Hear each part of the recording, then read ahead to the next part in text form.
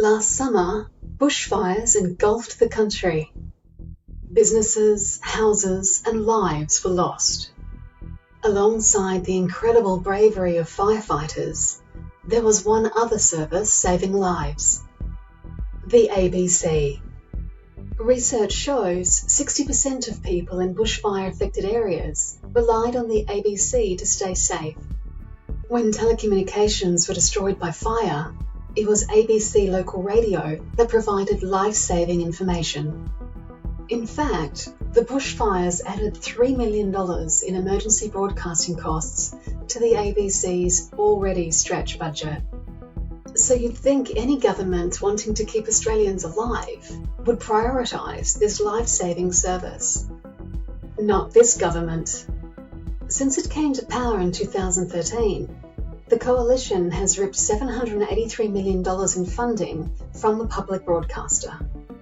Already, countless ABC jobs and services have been slashed. These funding cuts risk Australian lives. What possible reason could the government have for putting Australians in such danger? Meet Rupert Murdoch.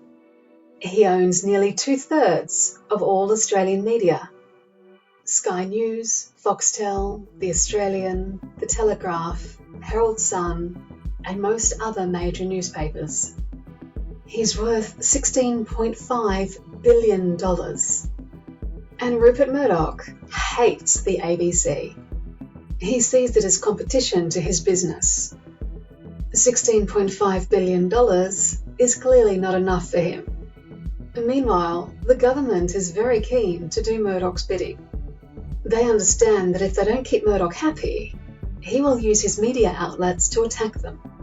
Malcolm Turnbull and Kevin Rudd stood up to Murdoch, and that didn't end well for them. So when Murdoch demands an inquiry into the ABC, one that will give an excuse for even more funding cuts, the Coalition government is keen to oblige. To make matters worse, this inquiry is happening in secret. The results will not be made public. What is the government afraid of? What does Rupert Murdoch not want the Australian public to know? Every Australian life is precious. Rupert Murdoch and his Coalition puppets should not be allowed to put these lives at risk. Save the ABC. Save Australian lives. Find out more at ozboldaily.com.